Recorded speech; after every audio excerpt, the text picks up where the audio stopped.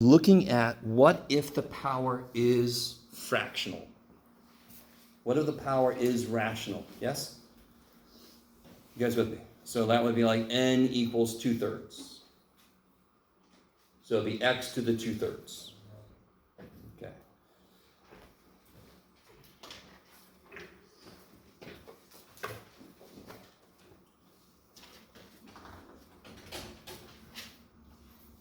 So we know the property, we know the rule for this guy.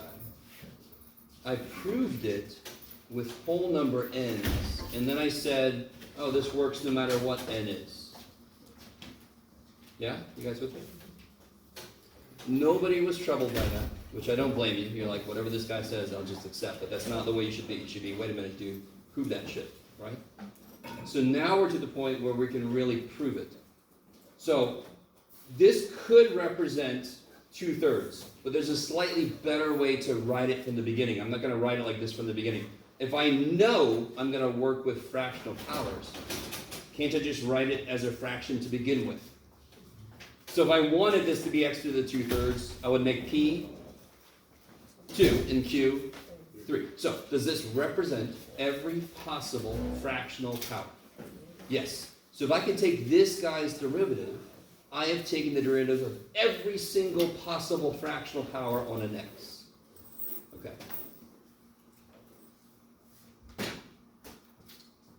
Now that we know implicit differentiation, we can do this. So they give us a lot to work with already. Let me ask you guys this. If it was y equals x to the 2/3, does anyone know how to get rid of that 3? Let's say I don't like fractions. I want to kill the 3 so it's not a fraction. Does anyone know how to kill that 3 besides just erase it and go, there you go, Jeff. I beat it. Huh? Not multiply by 3. That won't do anything, yeah? I know what you mean, but that's what that means. That's what you're saying. No? Because that would just add the power, so it would still be a fraction. Raise both sides to the 3rd power, because then it's going to do what you want, yeah? What do you do when you raise something with power to a power? Multiply. And of course, I knew that's what you meant. But that's how you achieve it. The only way to get a power up there to kill that 3 is for it to already be a power. That's the only way I can get the 3 up there, yeah? So then this would be y cubed equals, bam, bam, x squared. God,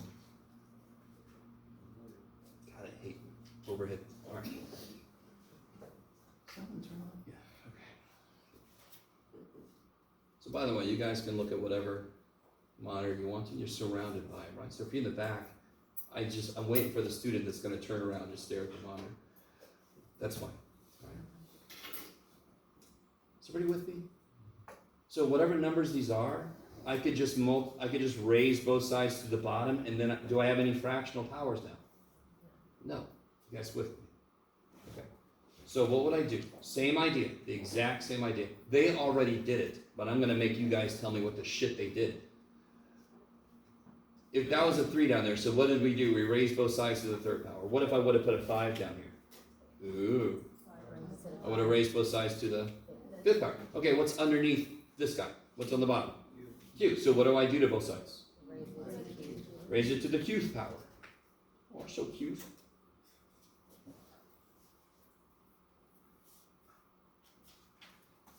So then on this side I get y to the q, and what happens on that side? X to the p, yeah? Now, looking at what they wrote in the problem, do you see where to go? Here. I don't know if you can see that. Yeah. See right there, if y equals x to the p over q, then y to the q equals x to the p. We just proved that. That is not a bad idea for you to do. Starting in mathematics lower than this, but now is a great time to do it. If there's a step that a theorem skipped when they proved it, you try to do it yourself. You have got to really, you could do this problem and not even care and just start here and do stuff. But if I were you, I'm like, why the shit is that true? Right? It's not immediately obvious, yeah? Okay, maybe. Okay, so that was not part of the problem. I just want you guys to understand. That was just me going, oh, wait a minute, why is that true? Let me try to do it and show why it's true. Now, what is Q and P? What could it be, for example? I already said it already. 2 and 3. So they're just numbers, correct? So this is like y squared and x cubed. So when you do implicit differentiation, what rule am I going to use now? Like on this side, how would I take the derivative of, let's start with this side. Derivative of x to the p. Px to the p minus 1. Whatever it is, it goes down by 1. So what's that side? You got to be a little careful, right? Qy. Good. Qy to the Q minus 1. Q minus 1 Times y prime. kick ass. You don't do times y prime to the second one. No, There's no plus or minus. I don't distribute it unless there's more than just multiplication. Oh, What am I trying to solve for? Y prime. Yeah. So you do it. If you were trying to solve for x prime, it would be times x prime on the second one. Then I would have done dx dy, and this would have had x prime, and this would have just been qy to the q minus 1. Yeah. But I don't care about that right now. How do I solve for y prime? Divide by the shit you don't want? Why am I doing this for you? And keep going, that's all I'm going to do. Now, if somebody got to that point, and you were stuck, let me know.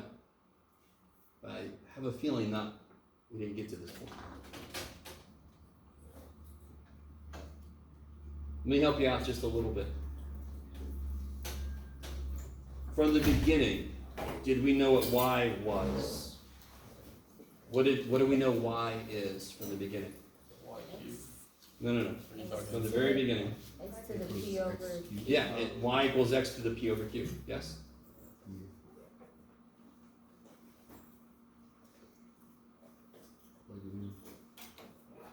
So then I can take this and plug it in there.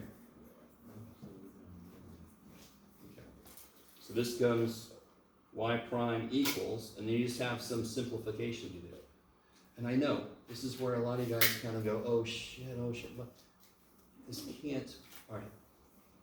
You guys try this out. Do it. So I know y is this, so I'm going to replace y with this. Just do that one thing. Try to rewrite it, plugging that in. And then I'm going to write, Scroll up a little bit. Zoom out so we can see the full picture. Sure. None of this crap means anything right now. Unless you didn't write it down. Yeah, Then you just wouldn't. left side of it. Okay. We're here now. I know this is true. And I'm going to plug that in. Because that's what y is, right? Hey.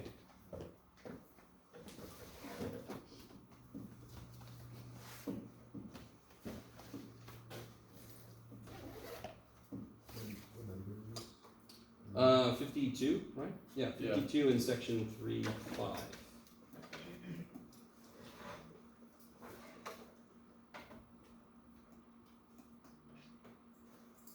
So we can catch up to you guys.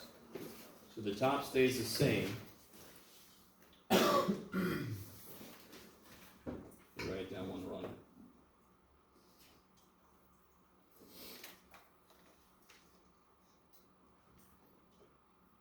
The bottom, I'm going to replace y. So it's y to the q minus 1, right? So whatever the hell y is being raised to a q minus 1 power. And y is x to the p over q.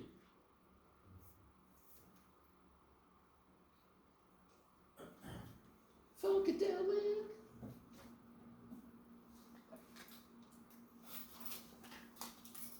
You guys excited about this? Is that factoring with the exponent? Say again. Is that exponent factored? Exponent factored. What do you mean? With denominator. Hmm? With denominator. In the denominator. We're gonna multiply q minus 1 times p over q. Yeah. Yes. Yes. So I didn't factor it, but it hasn't been multiplied yet. If that's what you mean. Yeah.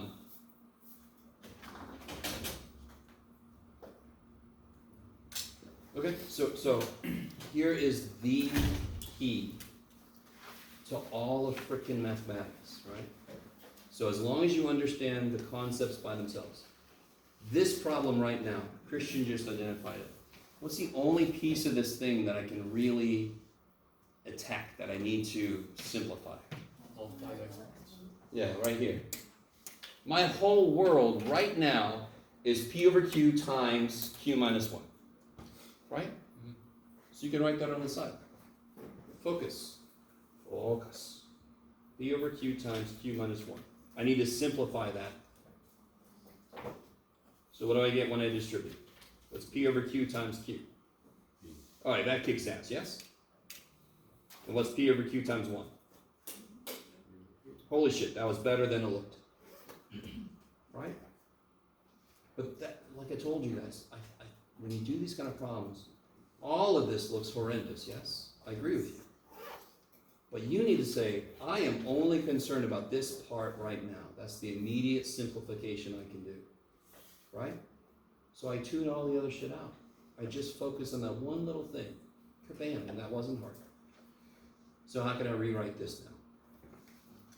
Y prime equals So the top I didn't do a damn thing to, right? px p minus 1 over Q times x to the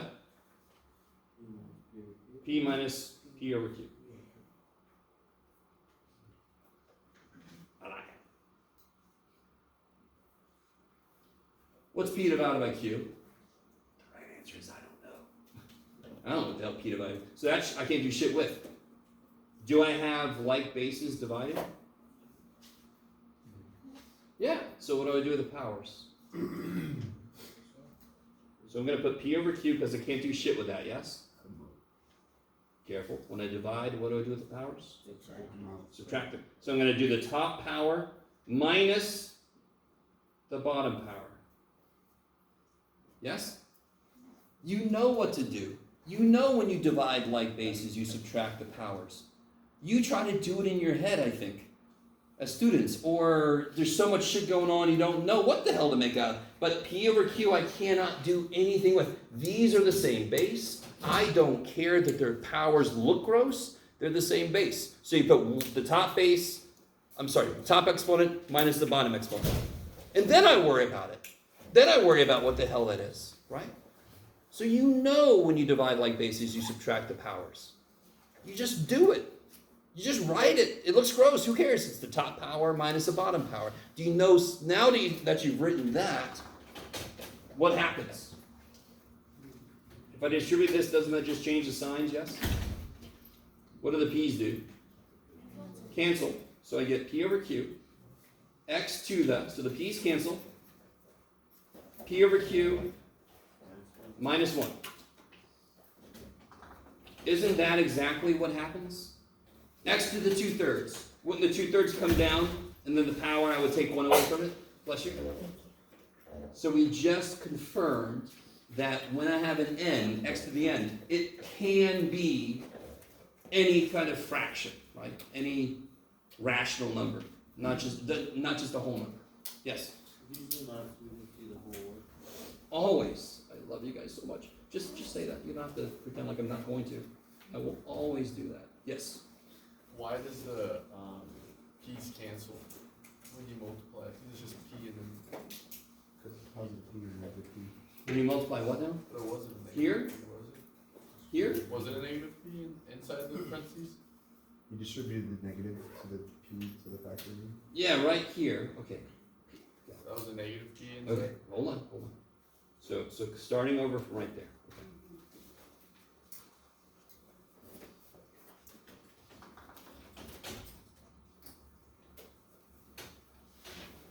Okay, so we got to that point. So now I'm just gonna, I can't do anything with p over q, but I can do x to this power minus that power. I have to subtract the powers when I divide like bases. Okay. So what you guys have to realize is, if the bases are the same, I do not care how ugly the powers look. You know exactly what to do, you subtract them. So you write that fact down, you just write it down, and then you worry about what to do with it, right? If you try to do this in your head, you're gonna go a little bit insane, right? That's my job. My job is making you insane, not you. I make you insane. So you write it out. You know you subtract power, so you write it out. Now you worry about it. Now, Just to show you the step I sort of skipped, but distribute the negative, what happens? Negative P. Negative P. P over Yes, Q. okay, cool. So I just didn't want to rewrite everything, but there it is. Okay. So, and then we get P over Q, x to the, P's cancel, P over Q minus 1.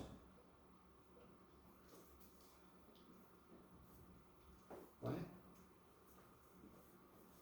So we proved something that we've already been using, but we hadn't really proven it yet. But you see, now that we know implicit, I can go back and go, okay, let's make this official.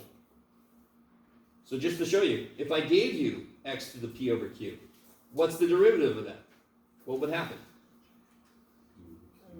P over Q would come down. X to the, what would happen? I'd have to make that power go minus 1. Isn't that exactly what the hell that says? So that is confirming that we're allowed to apply that x to the n rule, even if the power is not a whole number. The letter n normally means natural number, 1, 2, 3, 4. Maybe. Now again, that problem is one of the weirder problems. I'm not trying to tell you this should have been easy.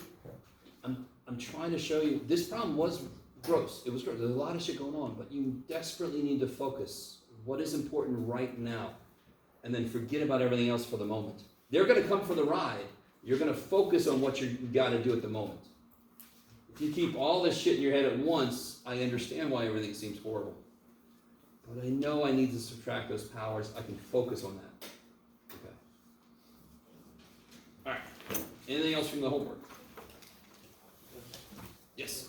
That substitution I found very clever, and I was curious, is there a pattern of thinking that can help us to identify opportunities like that? Opportunities, what, all right, so, Make a clever substitution or something like that.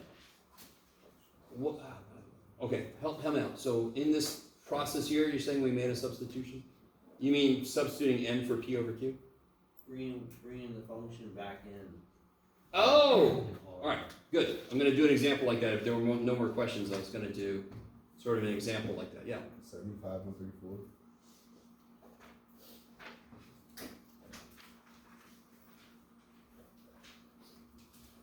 All right, here we go. So let's see. I love the overhead. Okay. Yeah, this one's a good one. This one here, right? Yeah. Has anyone tried this out yet? I think at least one person has because I graded somebody's 3-4. So what's going on with this first dude? What rule would I use on this guy? Yes, good. Do you even know what f is? Doesn't matter. If it was a square root, I would do chain rule. If it was a squared, I would do chain rule. If it was a sine, I'd do chain rule. So all they're saying here is, whatever the shit f is, it's got an e to the x in it. Right? So what is the rule? This 2.4, right? What do you take the derivative of first? And what's the outside function? F. Yeah, so you take the derivative of f. Then what happens? Times the derivative of the inside. And of course, we all love e to the x. Coolest little dude ever. He's like, don't worry, man. You don't have to do anything. Y'all with me? That is the rule. We just apply the rule. So I understand. Again, I don't mean to imply. I'm trying to show you how this is not as bad as it seems.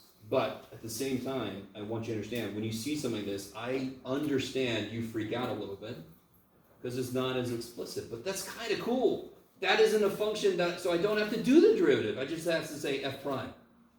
I don't actually have to do it. On that level, that should kick ass. You're like, you should go, oh, sweet. I don't have to do the derivative. I don't know what that is, so I can't do the derivative. And then, of course, it's a chain rule, because whatever the shit that function is, it's got something inside of it. Right? Okay. I like it. But again, you're fine. If you see a problem like this, it's okay to freak out a little bit. I understand that. But start to realize, whatever function that is, I'm going to do chain rule, because it's got a stuff inside it. I'm going to do this. Right? Do you keep going or you stop there? I stopped there, yeah, because all it wanted was f prime, right? Let me make sure I look at this right. So would G prime not be the same thing? Yeah, find f prime, so I did that part for you, right? Now find g prime. And what's gonna happen with g? What's the inside function now? Good, cool, see, there you go. What's the outside function? E to the stuff. Okay, do you start, is that hard? So we e to the stuff times f of x. No, e to the stuff times f prime, because chain rule says the inside function gets a turn, right? Derivative of the outside times the derivative of the inside. Oh, yeah. Yes, okay, Yeah. I like it. So there, I kind of did that one too, if you're listening, so you can just write that down. Okay, if these kind of problems are really the only problems you're having trouble with, that kicks so much ass. So we need you to understand that. These problems are not supposed to be like immediately obvious, but when you look at these, oh yeah, I forgot I can do that. I'll figure it out. I understand that looks freaky, but it's just applying the rule. And look at that like, oh cool, I got less shit to do because I don't even know what f is. I don't have to do its derivative. Okay. Yes. I had a question, well, I didn't understand 80 at all, Which one? number 80. All right, let's see. I don't know if that's something to be worried about either. Yeah, 80 freaked me out too. Let's take a look. Come on. There we go. Now, this is a Russian nesting doll, right? What is the, and what really kind of sucks about this is what is the innermost function? X. X of, Yeah, x f of x, yes? And if you take one step out, it's x f of this stuff, and then all of that's inside of f. It's like F. So what's the very first thing? So obviously what rule is this going to be? And not just because it's in the chain rule section, although that's the best place to realize what the hell you're going to do, is what section they're in. On the test, you ain't going to be in section, so you got to be there. But that's got shit inside of some other, okay, that's chain rule. That's very obviously chain rule. So help me out. What's the first step of chain rule? What's the first rule of Flight Club? Derivative Oh, of stuff. Or stuff. derivative of outside. outside. So you're going to do f prime, yeah, times the derivative of the inside. Yeah, and if you're nice to yourself, so let me do the first step with you. That's all I'm going to do in this problem, because I have a feeling not everybody's tried this yet. Some of you guys just kind of don't write it down and hope I don't notice. I have a little special place in my heart for you people. I understand the optimism. Okay. So if big ass F, let me just write this down so I don't have to keep that up there. Big ass F is F of X times F of X times F of X. Let's see if I wrote that down right. F of X times F of X times F. Okay, good. So this is inside of this. This is inside of this. Oh, sorry. Yeah. Let me say, you've heard me say I hate the overhead. I really do. But with all these monitors, it only makes sense to use it. Help me, okay? Be kind. I'm not used to it. When I'm not where I'm supposed to be, just say, hey, Jeff, you're not where you're supposed to be, buddy. I mean, all right. Sorry, go ahead. Just a quick question. We don't have to write out like the question on the homework paper, right? No, I know the question, yeah. Okay. Please, if you want to, some people desperately want to, and I'm like, fine, you can do it. No need to. So, you guys already told me the first step. What is it? What would I write down? F prime, and all this shit just comes for the ride, yes? Times, Stuff prime. yes, stuff.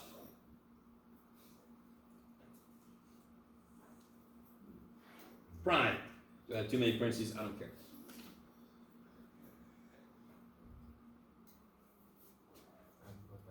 So this is done, correct? This just comes for the ride. What is going on in here primarily? X times function, yes? So what rule am I going to use? Okay. All right, I'll do one more step with you guys. Here we go. So this comes for the ride. Bam. Okay. Times. So here's my two functions, yes? Right? X times f of stuff. So X would be 1. Good. So it's 1 times f of stuff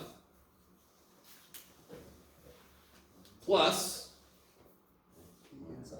good, x times, how do I take the derivative of this guy? What rule am I going to use for this guy? Change. Chain rule. And in fact, okay, let's do it. So what would the first step of that look like? F prime, and then stuff prime, yes. And of course you got more to do with this guy, yes? This is a good problem where you start to think, maybe I should turn my paper over like you said. This starts to get a little long, right? Yes? You did the chain rule first and then brought it down, but how did you get Yeah. addition of that stuff? Say again, right here? Yeah. Because this inside is a product, yes? X times f of stuff. That's the product of two functions, yes? So I must use product rule. What is the product rule? Say what? What's the product rule? Everyone say. Okay, so if I have f times g, what's that guy's derivative? Product rule. Just tell me product rule. What's this guy's derivative? Prime G. F prime g, Plus. g, Jeff, plus f g prime, yeah.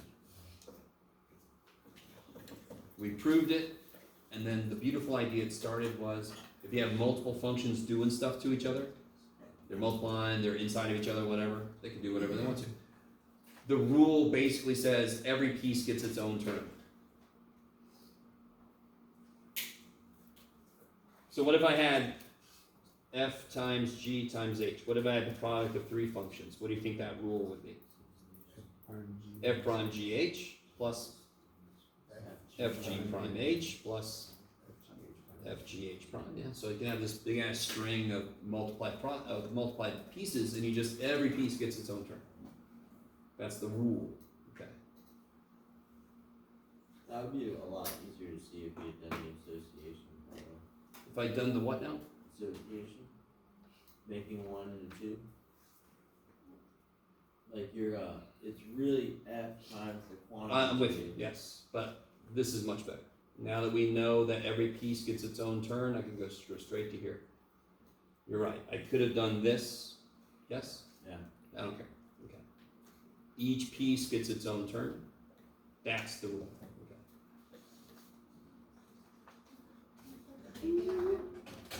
Say again? Put the work back. Here? Okay. Obviously this is not done. And that's as far as I'm gonna take you. We got a little bit left to do here, right? And there's a bunch of substitution. Because they gave us a lot of information, yeah? So now you're just gonna plug shit in. So the main thing of this problem is they tell me that, which one was it again? 80? What is the value of, so see how Prime 1. f of 1 is 2? Let me bring this in. I'm trying to figure out what f prime of 1 is. What does it tell me? Line F prime 1. That tells me that x is 1. So now I just put a 1 in wherever you see an x. Yeah? You guys with me?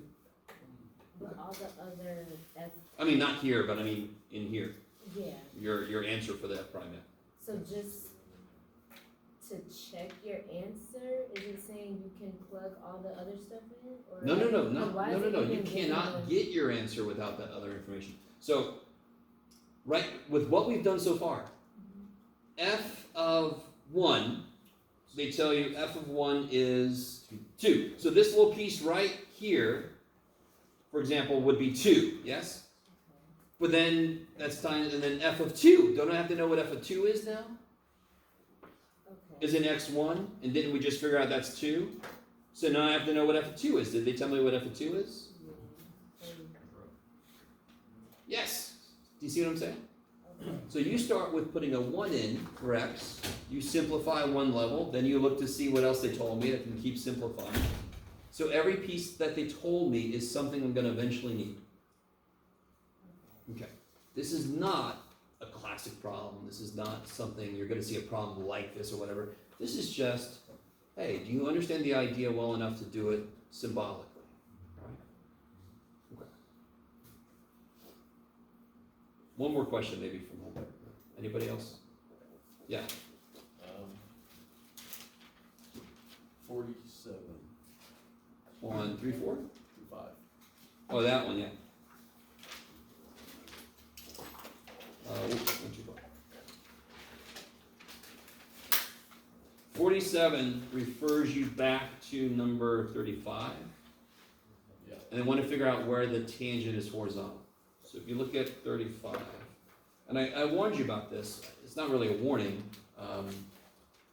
Does it matter that you know the name of the shape is a lemniscate? No. They just want to let you know, hey, this has got a name. And you're like, I already call that infinity. That's the function we're working with. We're not doing number 35, so that doesn't mean anything to me. I'm going to use that function, and I got to figure out where its tangent line would be horizontal. Can somebody interpret what that means? Tangent line is horizontal. Slope is 0. So what do I focus on very first thing? Bless you. Slope is 0. So what do I need to figure out? The derivative. I'm not going to set the function equal to 0, because that's not what I care about. I care about slope is 0. I don't know the slope of this yet. Slope is derivative.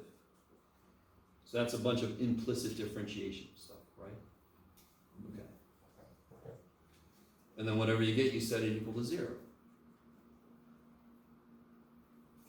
Now, what you want me to do right now is do the whole problem. I'm not going to do the whole problem. I need everybody to do this. Yeah. So I'm not going to do it until I know everybody's done it. So find the dy dx, set it equal to 0.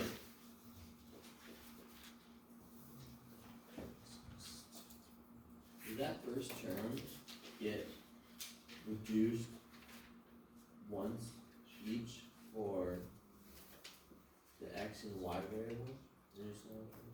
I have no idea. So this first thing, is there a function inside of another function? Yes. This first piece, yeah. So what are you going to use?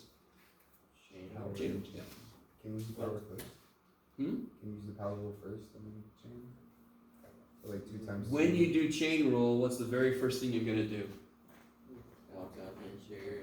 No, what's the very first thing you're going to do when you apply chain rule? What's the outside function? Down the two. Yeah, you're going to bring the 2 down. It's So just implied. yes, because that would be the first step of chain rules. Do the outside function, right? Yeah. You end up doing it twice. One for d over dx and one for dy dx. Okay, let's Let's do it. for this one piece. And I like when you said let's, Ryan, because you guys do it. Do the implicit differentiation for this. It'll come back. There it is.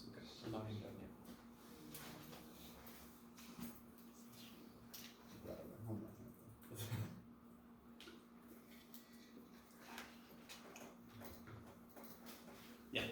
So for implicit differentiation, you have to use like dy over dx. Like I can't just use the prime symbol. You can use prime. Okay. Yeah. The reason that dy dx is generally better, so I'm going to try to start getting us to use that symbol a little more often, because pretty soon it's going to become really important, is because I could have y, there's one homework problem. Let me just write this down, see if anybody thinks this looks familiar. It's something like this. I can't remember exactly what it was. And it says find dy dx and then find dy dt. So if I said find dy dt, what I'm assuming is the variable on this side. T. What's x then? A constant.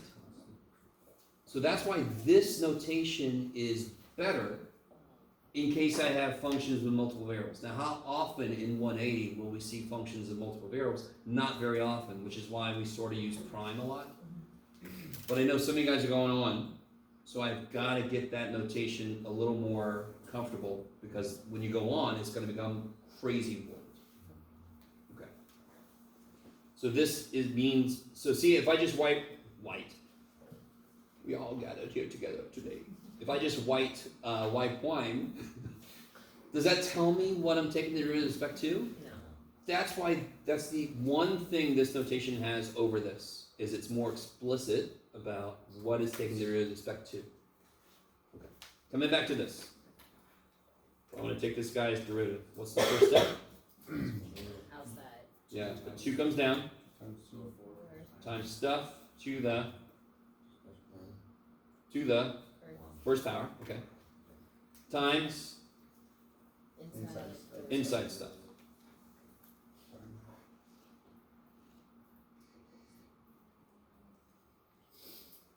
So, Christian, This is where I. the reason I didn't like your question is because you don't have to know that ahead of time. You don't have to know almost anything ahead of time. So the first thing is I know it's a chain rule, it's got stuff inside. I don't have to know what's going to happen. I just do the derivative outside, and then I'm going to do the derivative inside. Now I can see what's going to happen. I don't, see what I mean? So I don't want to make it sound as if you have to know ahead of time what's going to happen. But you're right. Yeah, That will eventually happen, but I don't need to know that. So how do I do the derivative inside? Understanding we're doing dy dx here, right? It's based on my conversation over here. 2x plus 2y, y prime. I like it. Right? And that's the first piece of that problem, correct? Okay. And then you would keep going, do the rest of it, implicit differentiation, okay. So I need more people to get to the point where you're trying to set that equal to 0, and then it could be more specific about what to do after that point. I have this feeling we have not done this problem yet. Yes? Can you finish the problem? No, Okay. based on what I just said, sorry. I need you to try this problem first, right? And again, if you've tried the problem already and you got stuck later, come show me. Maybe tomorrow I'll do it because I need more people to have tried it before I start kind of doing it with you. I need you to try it on your own. Because on the test, we ain't gonna do shit together. Yes? After you derivative it all out, then you set each one equal to 0. Then you set the derivative equal to 0. There will just be one derivative, and you set it equal to 0. Yeah. There will only be one. So that doesn't mean make x and y 0. It means whatever the derivative is equals 0. Then you're trying to solve it. Yeah. And y. So it gets nifty. Yeah. So real quick, just to help with one little thing. Why not? Where did it go? I'm sorry. Oh, it's 35. Yes? Okay. Let me write this down.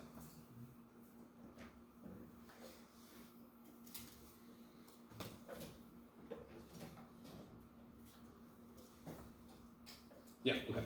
So say you did the derivative of this, and you set it equal to 0. You're going to get something like, you're not going to get this, but you're going to get something like x equals 2. And what would I do with that? Plug it in to figure out what y is. Kick ass. And then you're going to get something like this. Okay. It's not that. But you're going to get something like that. Can anyone see from the original equation that partially kicks a lot of ass? Because I know that is 11. So wherever I see this, I can replace it with, do I see this? Yeah. Hey, you see it, yeah.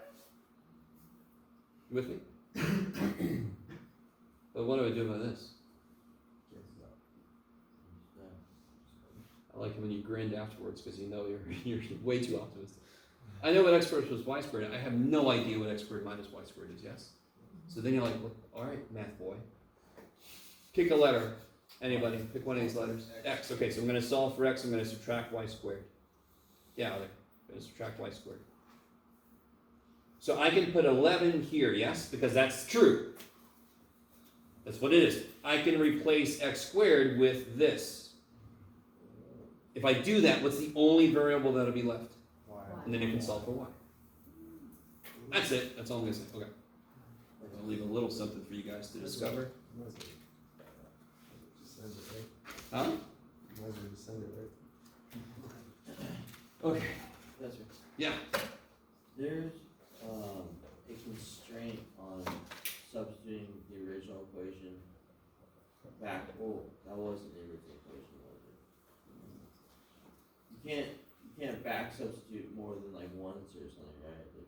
Well, you get circular logic. If you solve that equation for x squared and then also solve it for y squared, you're sort of passing yourself. You want to end up with just one variable in here, right? So as you solve for x squared, stop. plug that in. Because if you solve for y squared too, then you're back to having two variables in there, it doesn't help. Yeah, okay. It's circular logic, okay. I want to finish 3.6, so we still have to talk about inverse trig functions, right? The derivative of those. But before we do that, can you guys really quickly remind me from yesterday, 5 ln x, what's its derivative? 1 over x. Okay. Don't worry about the absolute value thing right yet. Can somebody tell me, am I allowed to plug a -3 in here? Why not? Came from something that can't handle -3. If this did have absolute value, the really cool thing is, this answer doesn't change, and I am now allowed to use -3. Yeah. So, you know how yesterday you were showing on the graph how when you do the absolute value, or the derivative of the natural log with absolute value, Well, the absolute value, yeah. So here's natural log. is on both sides, and you do the one with the natural. Yeah, so help me out real quick. Whatever this x is, its output is here, yes? If I put -x in here, don't I just get the same thing?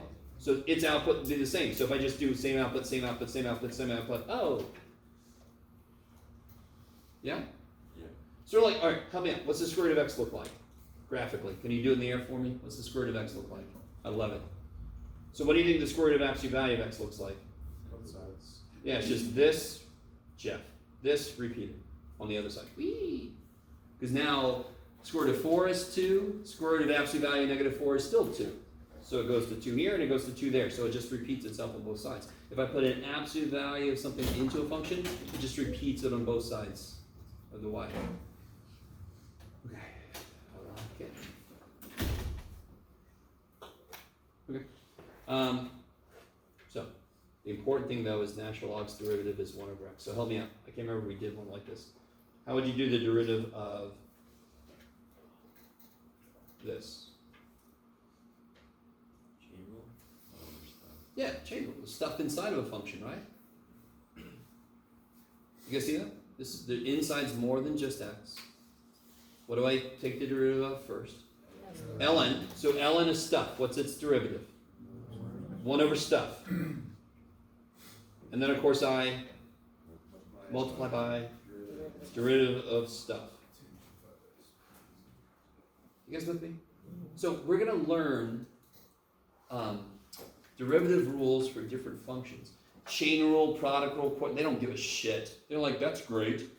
They always work the same. We're just learning more function derivatives. So now I can do chain rule with natural log. Because again, chain rule doesn't give a shit what the function is. It says if you got stuff inside, this is what you do. We just didn't know that natural log becomes 1 over stuff. We figured it out and now we can do it. Right? So to finish this up, what's the unit of tangent 5x? Secant squared. Secant squared 5x times 5. Yeah, you're at 5x prime is 5. So you leave it this, it's okay, but you really should put 5 in front. You should put secant squared over tangent. I mean, there's little tiny, it's not really simplification, but it's just little tiny things. And to be honest, you could do a little bit with this, but don't worry about it. Because what's on the bottom of tangent? Cosine. And what's on the bottom of secant if you rewrite it? Cosine. So you could actually reduce the cosine, but okay. Maybe. So chain rule does not care what's outside. It operates the same way. We care what's outside because then we have to use the right rule, right?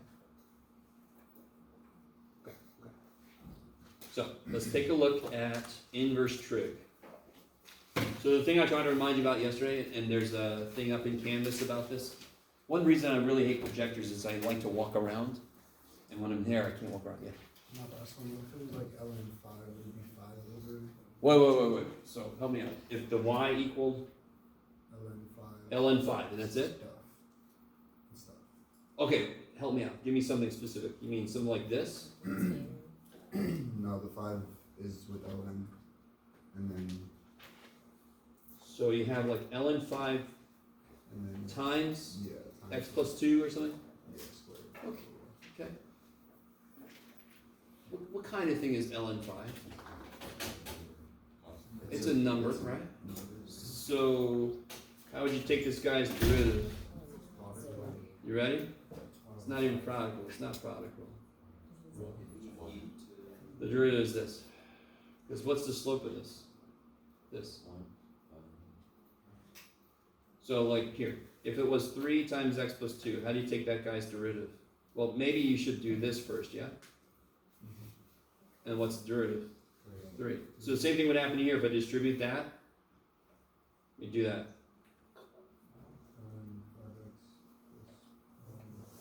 Right? What's the derivative of that? Derivative of something x is something. Derivative of number? 0. Yeah. So putting an ln in front of a number doesn't make it not a number. It's still a number, right? So what I thought was you were going to say, okay, what's the derivative of, square root of 27 times 3 to the 5th power? What's that derivative? 0. 0. Done. Yes. Why is it 0? Because this is just No variable. a number. There's no variables in there. So if I change the variable, does this care? No, there's no variable to do anything. So the rate of change of that is 0. As I change x, does that give a shit? So its rate of change is 0. Yeah? Okay. So you have the tree out there. Okay, I'm going to jump. Did it get taller? What if I jump higher? Did it get taller? No, the tree didn't give a shit about how much I'm jumping. So its rate of change related to my jumping is 0. Okay, I like how you guys tolerate me. I can see it in your face. Continue. Okay. So, let's take a look at inverse trig. So I want to figure out the derivative of this. Does someone have a good idea? We don't currently know what it is. I'm open. Give me a way we might investigate what this guy's derivative is. 1 over sine? Yeah, that's the question. I'm not sure. So it's inverse sine, right? Just 1 over sine, then? Or do you write it in different way? What does inverse sine mean? What's the output of an inverse sine? Angle. It is the opposite function. Does that mean 1 over sine? Hell no. That is pathetic choice that was made in history. Whatever the group of math people that got together and said, yeah, let's make that even. They were foolish because -1 is supposed to mean flip. You guys have to understand when the -1 is on a function, it means inverse function, not reciprocal function. It means the function that does the opposite. So help me out real quick. Yeah, we take a trig. That's not good. It's skinny, but who knows what sine of pi over 3 is? 6 3 over 2. Root 3 over 2. So what's the inverse sine of root 3 over 2? Pi over 3. So if sine, whatever sine does to pi over 3, it does something to it, yes? And the output is rad 3 over 2. And just to remind you why, pi over 3 is 60 degrees, far away from the x, close to the y. Sine likes y, sine's big. When I'm closer to y, sine gets bigger. When I'm closer to x, cosine gets bigger, because sine likes y, cosine likes x. Right? SOHCAHTOA sucks, but if you know SOHCAHTOA, it's great. It's better to know sine likes y, cosine likes x. Sine does something to pi over 3 and makes it root 3 over 2. Inverse sine will take root 3 over 2 and undo what sine did. That's its job. It is the inverse function. It's from the parallel, it's got a little goatee because it's the evil from the parallel universe. It takes what sine did and undoes it, yes? Is that all right? Okay. So, coming back to this. Anybody have a suggestion as to how to investigate this guy's derivative? Yeah. I love it. Cool. We're not going to do that. But I was hoping somebody would say that, and not because I wanted to go, no. That's a great suggestion. It's what we've done before, yeah? Do you guys want to do limit definition? Neither do I. Thankfully, we have developed and proven a method that will work if my function is of y instead. I can still do it. I have a way to do it. The implicit stuff we just did, right? How can I rewrite this? If y is the inverse sine of x, Solve for X. I can take the sine of both sides. Yeah? What do these two do each other because they're opposite functions? Cancel. Kill each other. So now I have sine y equals x. Is everybody with me? Just like if you cube a cube root, the cube and the cube root cancel because they're inverse functions. So if I sine and inverse sine, they cancel. They're inverse functions. Now we know implicit differentiation. So I'm going to do half the problem. Okay, now you guys do the other half. Sorry, I don't care how little you like that joke. I like it. You guys know how to do this shit. What's the derivative of sine? Cosine. And then you have to multiply by y prime. Yeah. How do you solve for y prime?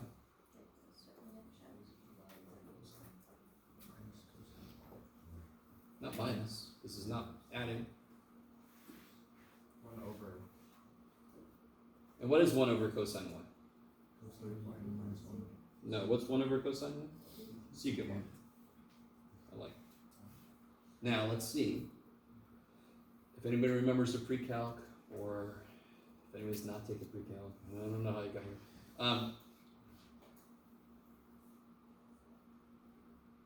I could draw a triangle. And you're all like, yes, good job, Jeff. Sine y, so if this is the angle, and I know sine y is x. What's x over? 1. Good. Sine y, sine of that angle, is x over 1. Can anyone tell me where the x goes? Okay, opposite, cool. All right. And where's the 1 go? Hypotenuse. So sine likes y, so sine, so that goes on the y side, 1 goes on the hypotenuse. With me? What is it that I need down here? Secant of the angle. Don't I have a triangle that has the angle in it? To figure out secant, what side do I need? That one. Adjacent. The one I'm pointing to, yeah. How do I figure out this side? Yeah, x squared. Can you guys? All right. X squared plus unknown squared equals 1. Subtract x squared, take a square root, so I get square root of 1 minus x squared. All right. Does this sound good? So what's the secant? Because that's what I need. What's the secant? 1 over. Go ahead. Sorry. How do I get what now? Oh, okay. What is sine defined to be? Sine theta. What is the most basic definition of sine theta? Opposite over hypotenuse. That's right. Y over r. This is the y side, yes? Okay, this is the x side. I'm going to put them in parentheses. This is the r, that's the hypotenuse, yes? You can make it h if you want to. But I don't like to because h means something else for us, right? So sine theta is y, the y side over the hypotenuse, and sine y is x over 1. X is the y side. Sine is defined to be the ratio of the y side to the hypotenuse. So if I know sine is x over 1, I know the y side is x, and I know the hypotenuse is 1.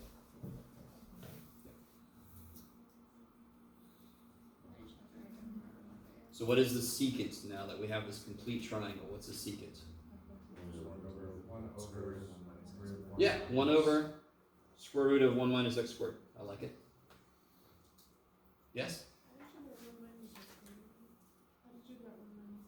Oh, okay. Let me draw this again. So,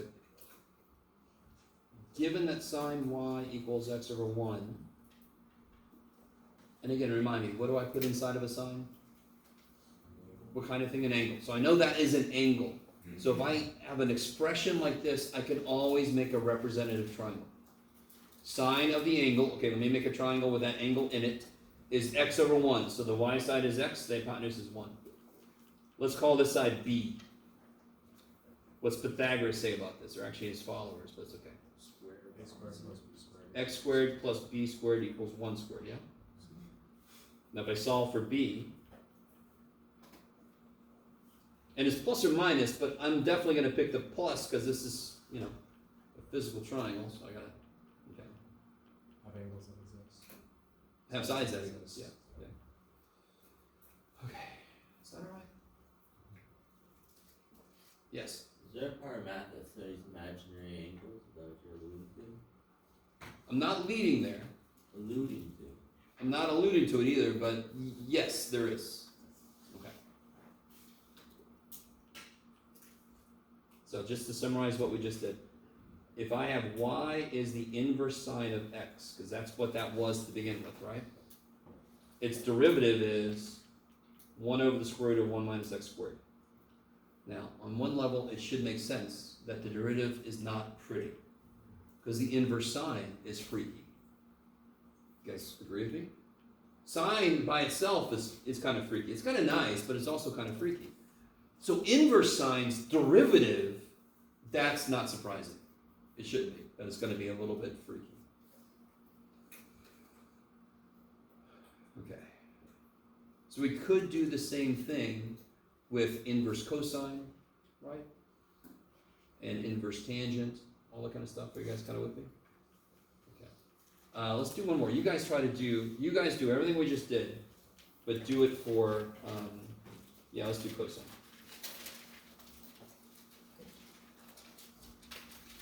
And then I'll show you where this stuff is in it.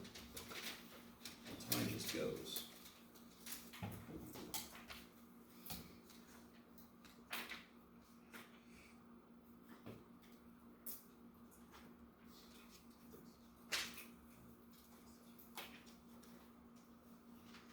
There we go.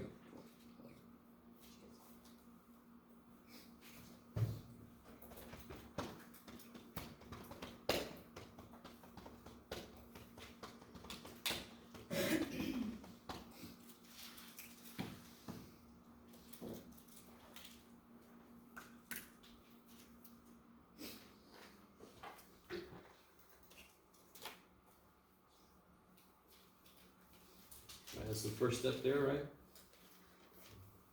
Okay, keep going.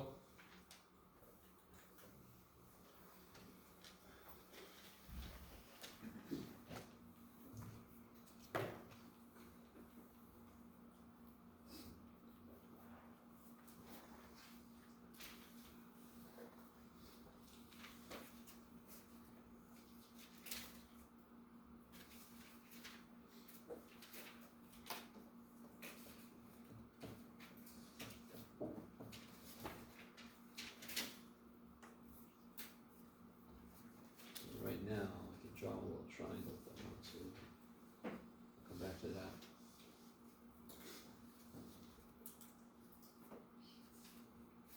What are you guys doing to this now? Next step? Yeah, implicit differentiation, right? Okay. Trying to find the slope here, right? Trying to find the derivative.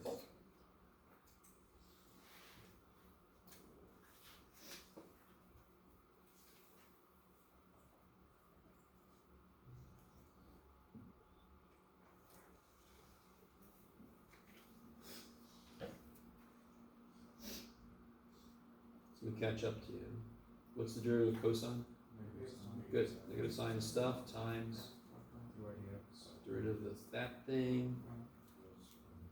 You get y prime equals -1 over sine. And then what's 1 over sine? Cosecant. Okay. So now you have to draw the triangle. Do you see how the y was given to me as a function of x?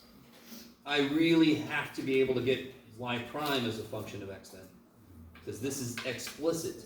We had to create it to be implicit to even do it, but I need to work it back to be a function of x. So now I know cosine of the angle is x. So which side is x now? And of course I'm going to make this x over 1 because trig is all about ratios. Which side is x?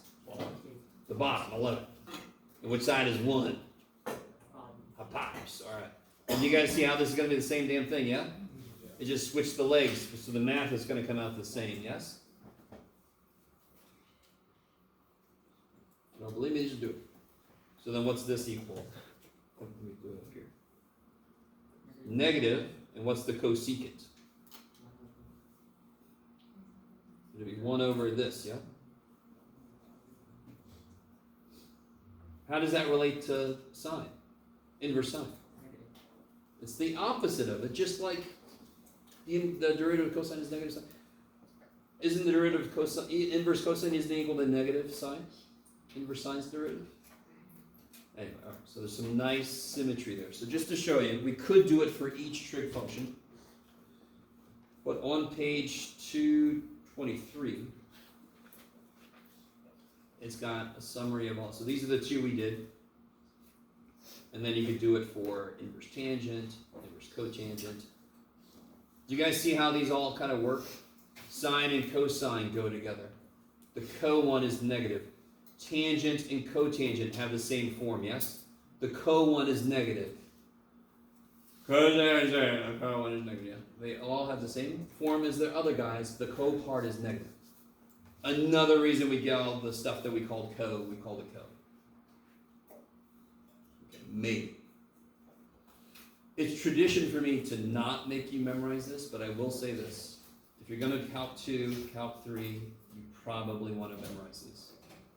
If you're only doing Calc 1, I'm not going to make you memorize these. But you can see how you could. It's not that bad. Okay. Yes? Are we gonna need to know that on the tests? If I give you a problem that needs a derivative and inverse trig, and I'm just now telling you you don't need to memorize it, I would give you the rule. I'd probably give you all the rules and you pick the one you need, right? Yeah. Anything I don't make you memorize, I'm gonna give it to you if I ask you a question about it, right? Yeah. Yeah. Otherwise, you know, I'd be a major trig. Not a major trig, just a little bit. I'm a little thickish. Okay. So, what I want to do is somehow. Alright. I'm gonna give this out and then I'm gonna put you into groups. You're gonna move around. You're gonna work with each other. Here we go. And then when you're done with this, we're gonna take a break and then we'll go over it.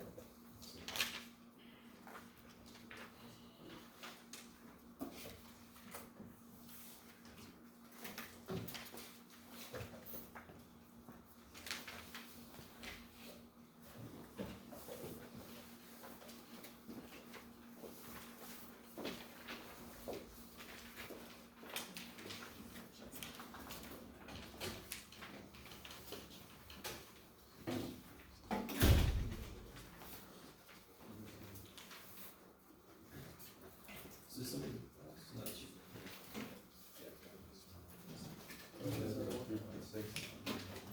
So this is yeah, this has got stuff from 46 primarily.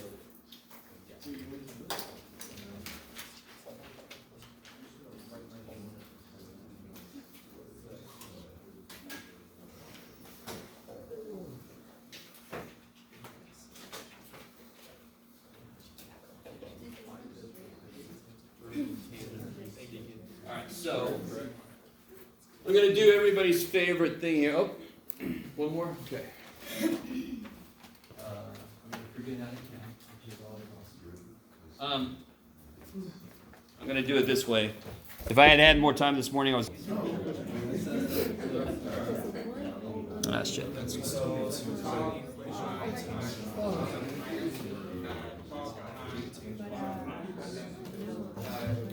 All right. So I want to take a look at the first few. I'm going to catch up to you guys. Okay. So guys, take a break real quick. Hold on. This very first problem.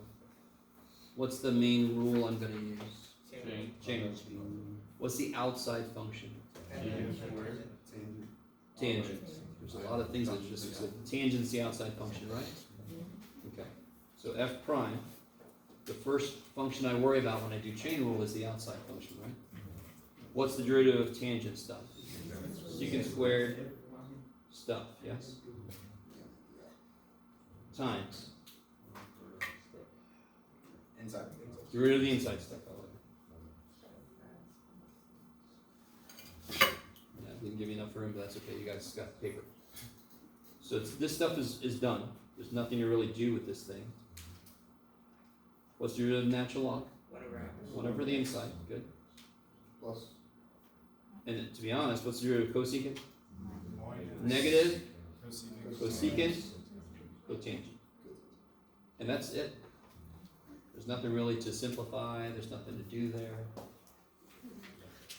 Okay.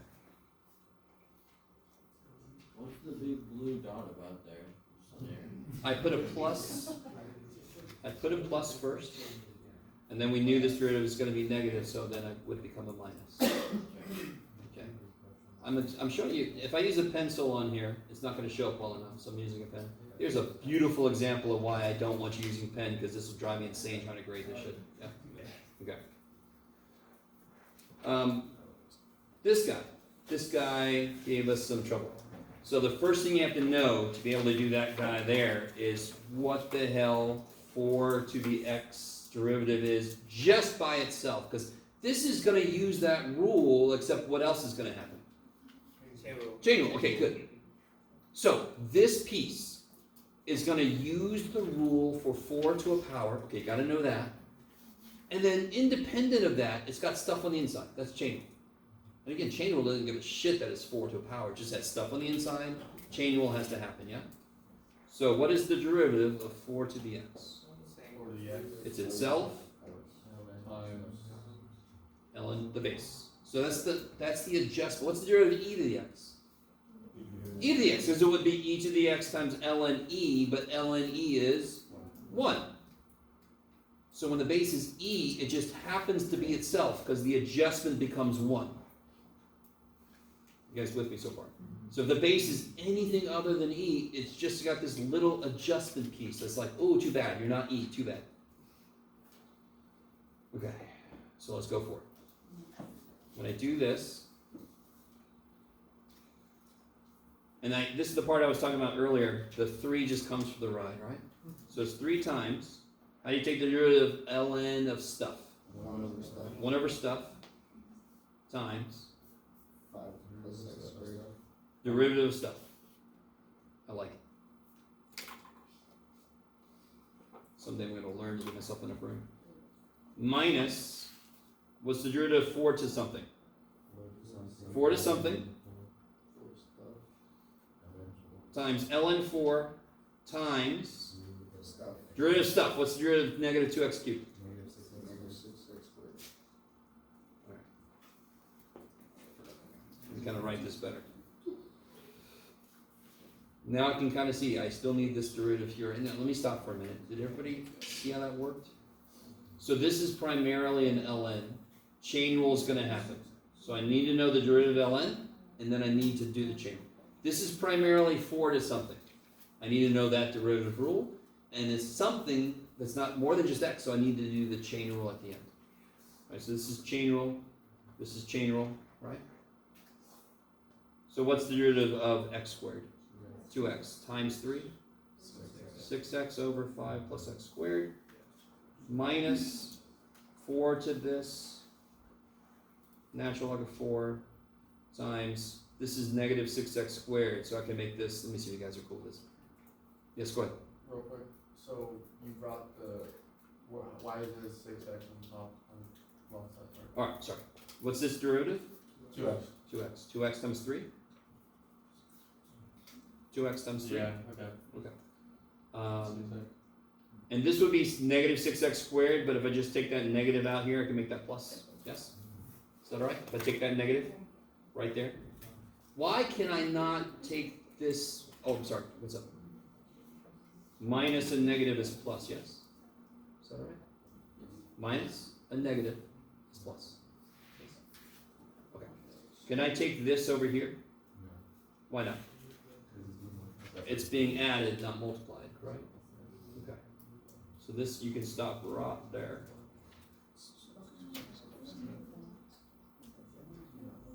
Okay. Wait, you're saying you put the negative? Say what?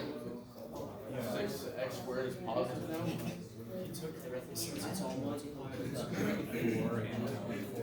This is minus a negative. What is minus a negative? Plus. Minus a negative is plus. Okay. This guy, okay. What's primarily happening here? Alright, here's a really good thing. I had a few people ask me about it. Is there any product happening there? Hell no. Right? Is this a product? So it's not square root times x, yeah? It's square root of x. This is not inverse sine times 4x squared. That would make no sense. Because inverse sine, if I just said, here, solve this, what would you say? You say, what the hell's wrong with you? Many, many things. I'd have to tell you inverse sine of what? It doesn't make sense by itself. So this is not a product. This is inverse sine of stuff. Right? What's the rule for inverse sine? 1 over Blah, blah, blah, blah. Okay. So the rule for inverse sine, 1 over square root, 1 minus stuff squared, yes? What's the stuff? Times, why am I multiplying? Derivative of stuff, chain rule, yes. So the rule for inverse sine of something. Yeah. No, I'm sorry, I was telling him, hold Oh, on. You're good. The rule for inverse sine of something is 1 over the square root of 1 minus that something squared. That is what this means. Where was it? 220. Here we go. So right here, the rule for inverse sine of something is 1 over the square root of 1 minus that something squared, right? Okay. So 1 over square root of 1 minus that something squared, and then chain rule says, oh yeah, that guy gets a term. And of course the root of 4x squared is 8x, so I can just throw it up top. And then what's 4x squared squared? 16 next to the fourth.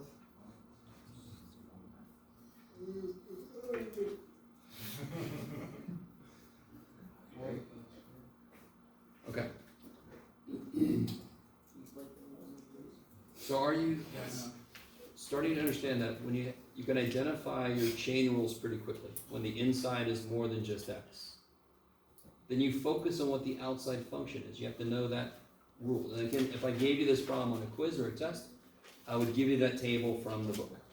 You can just reference it, yes? Okay. Let's see. Oh, has anyone tried number 2 yet? I think several of you have. Word was tried. Yeah, that was the word. That's fine. That's all I meant.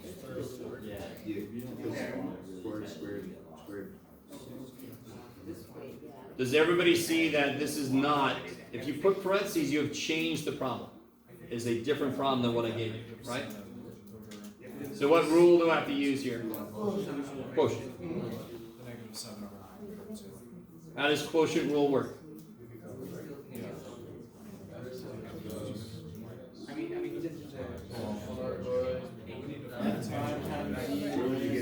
No, just let everybody work. Hope it comes out right. Good luck, everybody. Guys, hey, how does quotient rule work? Low times derivative of high minus high. Yeah, if you like the song, top first, right? So take the derivative of the top times the bottom. Then what comes next? Minus. Minus, good. Minus, leave the top alone. Derivative of the bottom. All over. Bottom. Square. Okay. So top first. That's what's most important. Is the top goes first. What is this derivative? Almost. 3 over x. The 3 comes from the right, right? So that's 3 over x times ln x minus 3 minus 3 ln x plus 4. This guy is easy. 1 over x. All over this business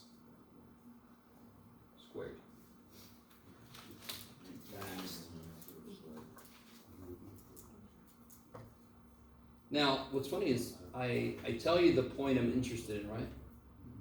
So, do you see I could do some stuff here? I'm not going to, because I know what I'm plugging in. I might as well just go ahead and plug in. Instead of try to algebraically simplify this, there's no point. I know I want to use what for x? 1. So f prime of 1.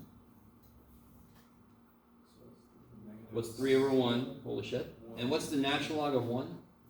0. So 0 minus 3. Is everybody with me? Natural log of 1 is still 0. 1 over 1. Is everybody really with me? I know x is 1. I'm just putting a 1 in for x. That's all. So 3 over x is 3. ln 1 is 0. So that's minus 3. ln 1 is 0 plus 4 times 1 over 1. 1. All over. ln of 1 is 0. minus 3 is negative 3 squared. It's 9. 9. Kick ass. So I know f prime at 1 is negative 9 minus 4 over 9. Is that correct? Don't hold it in, guys. Let it. And what does that tell me? Their slope. Slope. That's the slope of my tangent line, right? Correct. What am I missing to be able to get the tangent line put together, the formula? What am I missing? Okay, B, sure, but I'm missing the y piece of the point, yeah? I know it's 1 something. Plug it in. So when I plug it in, I get Negative 4/3. 0 plus 4 over 0 minus 3, I get negative 4/3. Okay. And this always trips me out. Who gives a shit? Are the numbers uglier than I want them to be? Yeah. But the process is brute force, right? You can either solve for B or you do the y minus y1 thing. You throw shit in, you just brute force it out, right? I'm sorry. Yeah. Sorry, you plugged in 1? Yeah, I know that x is 1, so the output I just plug a 1 in. ln of 1 is 0, so I just end up with negative 4/3, yeah. Okay. So, I know m is negative 13/9, and I know my point is 1 negative 4/3. So, you could do either way you want to. I'm going to do this way just because. So, y minus the y piece, is that cool? Y minus negative 4/3 equals m times x minus the x piece. Yes? Then I can distribute. And then what's the last step? Say again? Yeah, subtract 4/3. Get y by itself. Yeah. So I need LCD. So I get negative 13/9 x. Plus 1. 13/9 minus 12/9. 1/9. And you can check this by graphing the original and graph this and see that it does what it's supposed to do. It's supposed to hit that point. Keep going. Alright, let's take a break and then we'll do that last problem. Let's take a break. What time is it? Okay. Come back at 10 after. Yeah.